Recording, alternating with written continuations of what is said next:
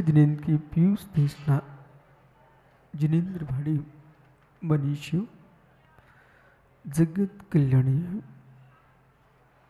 ये सर्वज्ञ शासन नमोस्तु शासन जयवंतो वितराग श्रवण संस्कृति। भगवान अरहत परमेश्वर जिनेश्वर सर्वज्ञ देव ने आत्मा के विकास के 14 स्थानों की व्याख्या की है। ये 14 स्थान ही गुणस्थान संज्ञा को प्राप्त है। जिस स्थान से जीव वर्धमान होता है उसका नाम गुणस्थान है। मिथ्यात्व की भूमि से कैसे निकला जाए, आवश्यकता है कि जब मिथ्यात्व को समझ लेगा और मिथ्यात्व की कीचड़ को जान लेगा, एक पल भी वो मिथ्यात्व में संलग्न नहीं हो सकता। या फिर यूं कहना चाहिए, जिसको सम्यक की अनुभूति का बोध हो जाएगा उसको मिथ्यात्व की ओर देखने की इच्छा नहीं होगी। आचार्य समंत स्वामी की दृष्टि में इतने ही शब्दों में 2 पद्धतियां सामने खड़ी हो गई और इन दोनों पद्धतियों से ही व्याख्यान होना चाहिए। वस्तु का निषेध भी करो तो ऐसे करो कि परिपूर्ण रूप से आदमी को समझ में आया कि ये वस्तु बिल्कुल है ही है, और विधि करो तो ऐसे करो कि आदमी को समझ में आना चाहिए कि वस्तु उपादेय है। यही एवं विधि निषेधाभ्याम, मंच बोले एवं विधि निषेधाभ्याम।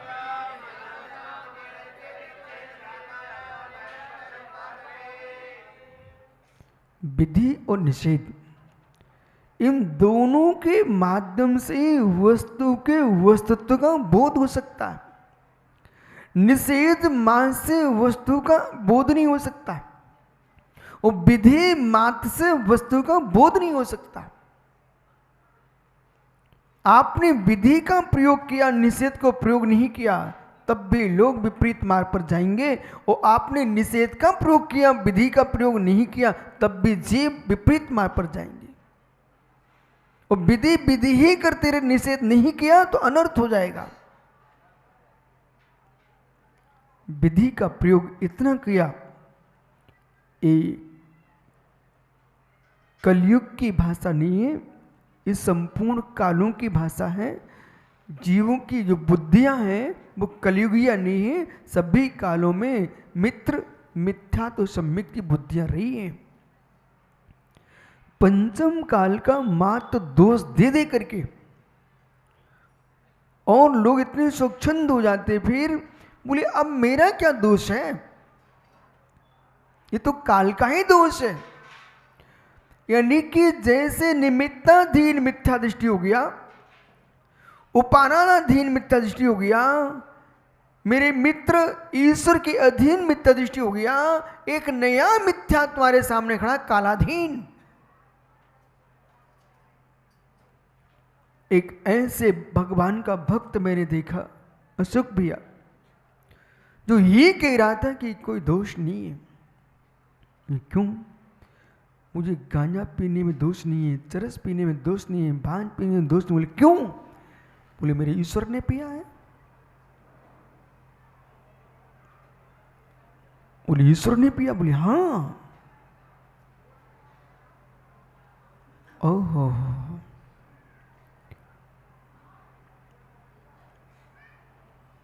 अपनी इच्छाओं की पूर्ति के लिए ईश्वर को स्थापित कर लिया जाता है।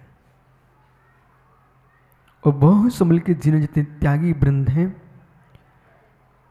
कोई आपके नाम के आगे आपको प्रसिद्धि दिलाना चाहता है, उससे पूछना आप कौन सा काम करके मुझे प्रसिद्धि दिला रहे हो।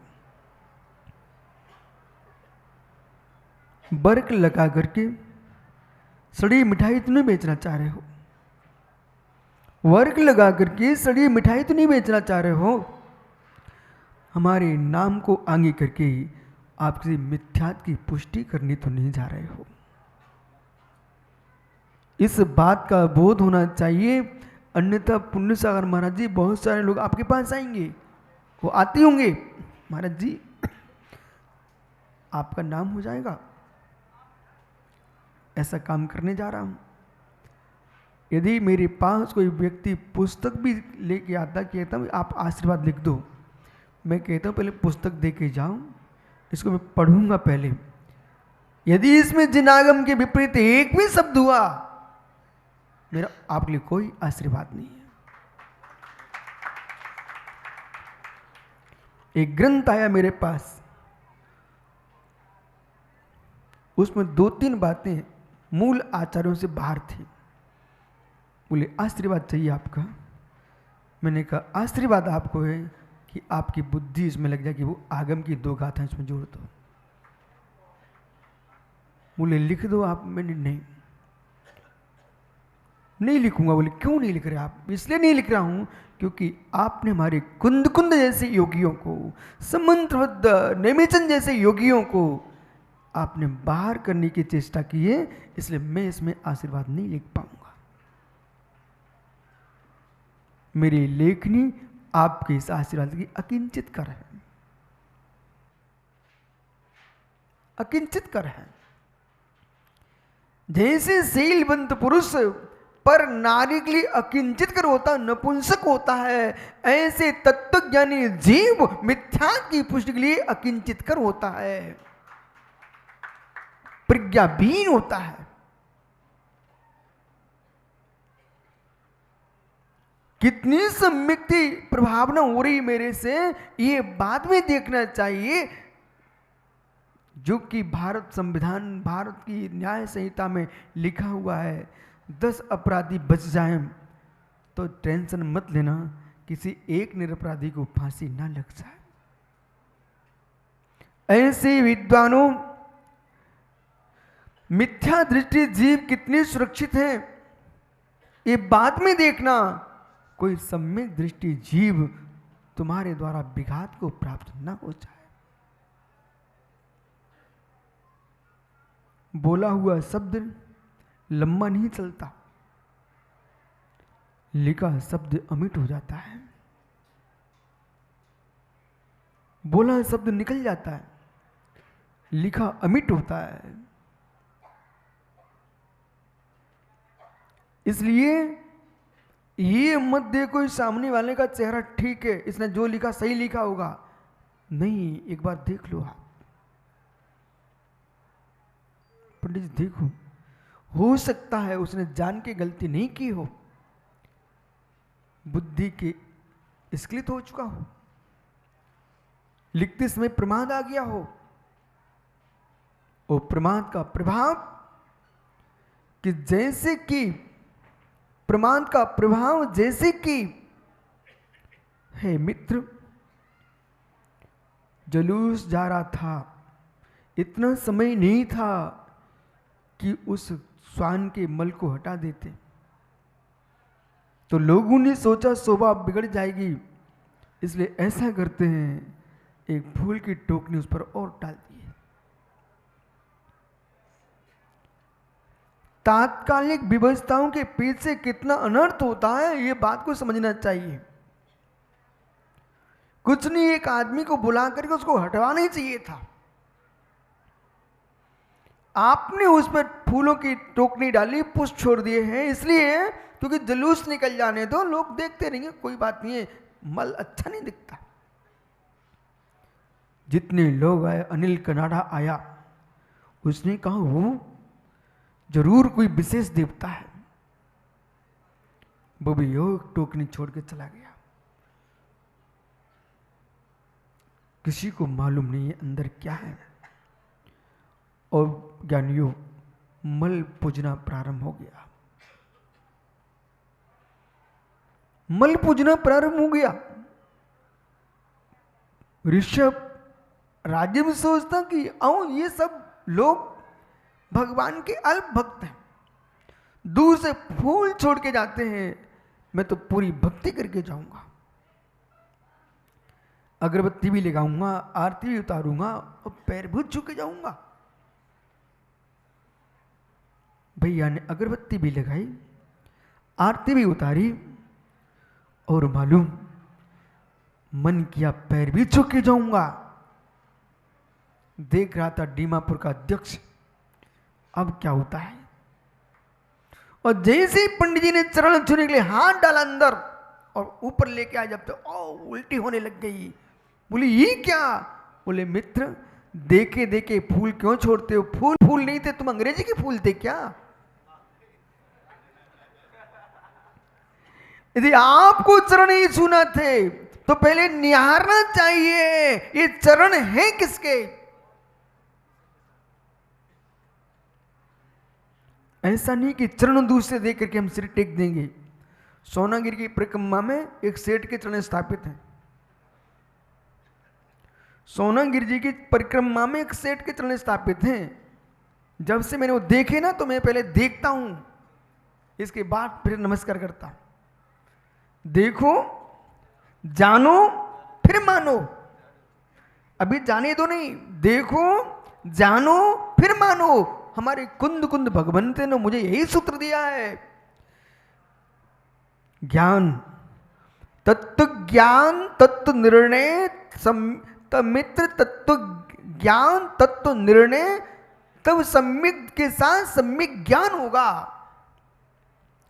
बिना तत्व ज्ञान के तत्व निर्णय नहीं होता है, और तत्व निर्णय के बाद सम्यक होगा, सम्यक के साथ ही सम्यक ज्ञान होगा। युगपत घन पटल बिगमी शब्दम प्रकाश प्रताप अभिव्यक्तिवत। मेघ पटल के हटने पर सूर्य का प्रकाश और प्रताप युगपत होता है, ऐसे मिथ्यात के हटते ही सम्यक दर्शन सम्यक ज्ञान एक साथ होता है। दूर से देख करके फूल मत छोड़ना। दुनिया फूल फेंक रही थी, इसलिए फूल फेंकने मत चले जाना। दुनिया मेरे में दूर से देख रही थी, आप हाथ डालने मत चले जाना, मल चपेगा। इस बात को जैनाचार्यों ने कहा है, मिथ्या से दूर होना, ये बात सब कर रहे हैं, सम्यक की विराधना न हो जाए, इसकी बात पहले करना चाहिए। उस सम्यक है कौन सी वस्तु, मिथ्या है कौन सी वस्तु। ज्ञानियों, देव सा गुरु के चरणों में बैठना ये द्रव्य सम्यक है। कुदेव कुसा गुरु के पास जाना ये द्रव्य मिथ्यात है। ये स्थूल बातें हो गई, स्थूल बातें हैं। जैन दर्शन के गुण रहस्यों में किसी भी रहस्य का आपको सम्यक ज्ञान और सम्यक श्रद्धा नहीं है, तो मित्र भाव के भीतर का मिथ्यात्व भी हटाना पड़ेगा। स्थूल परिसमय से दूर होने की बातें दुनिया करती है, सूक्ष्म परिसमय से दूर होने की बात करना पड़ेगी। पंडित जी, एक दिन ऐसा आएगा, ये वीतरागी श्रमण स्थूल समय सार, स्थूल परिसमय से तो दूर है ही, सूक्ष्म परिसमय से दूर होने के पुरुषार्थ में लगे हुए हैं। देव सा गुरु को, देव सा गुरु को अपना कर्ता मानना, वो भी परिसमय है। इनकी भक्ति से ही निर्माण हो जाएगा,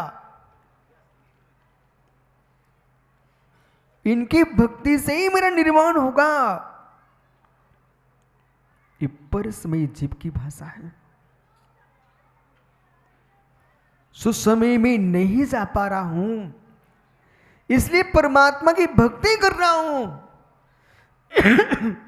सुसमय में प्रवेश नहीं है, इसलिए भगवान की भक्ति कर रहा हूं, सम्यक दृष्टि का विचार है।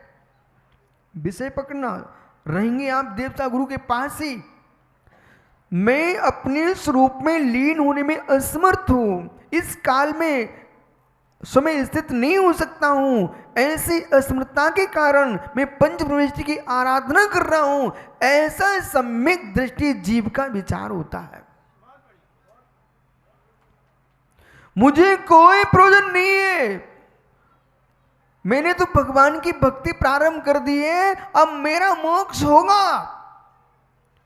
हे मित्र, इस बात से तुम अपने आप को मोक्ष जाना मानते हो, तो सम्यक दर्शन ज्ञान चारित्र मोक्ष मार्गा, इस सूत्र के साथ तुम्हारा क्या संबंध है? संभल के सुनना भाई। मैं भगवान की भक्ति कर रहा हूं, मेरा मोक्ष होगा, भक्ति करने से ही होगा। मित्र, इस शब्द के आगे पीछे कोई शब्द और भी आप जोड़ेंगे क्या, कि मात्र इतने ही कहेंगे भक्ति करने से मोक्ष होगा मेरा? विकास छाबड़ा, जिसमें कोई शब्द जोड़ना चाहते क्या आप?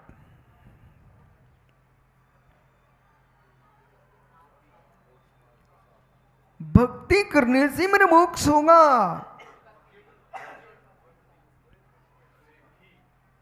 है ज्ञानी, आप इसमें जोड़ सको तो जोड़ लीजिए, द्वैत अद्वैत भक्ति से नियम से मोक्ष होगा। जैसी अद्वैत भक्ति का प्रयोग किया, वह रत्नत्रय धर्म स्थापित हो गया। पंच परमेश्वरी की भक्ति करना ये द्वैत भक्ति है, और निज आत्म ब्रह्म में लीन होना ये अद्वैत भक्ति है। जैन दर्शन द्वैत एकांतवादी नहीं है, अद्वैत एकांतवादी नहीं है, ये द्वैता द्वैत को मानने वाला दर्शन है, शांतवादी है। इसलिए नियम साधी ग्रंथ में परमार्थ भक्ति और व्यवहार भक्ति, इन दोनों की व्याख्या है। भक्ति से दूर मत होना, प्रभु भक्ति में तल्लीन रहना, पर निर्णय के साथ रहना। ये परमार्थ भक्ति में नहीं जा पा रहा हूं, इसलिए मैं व्यवहार भक्ति में लीन हूं।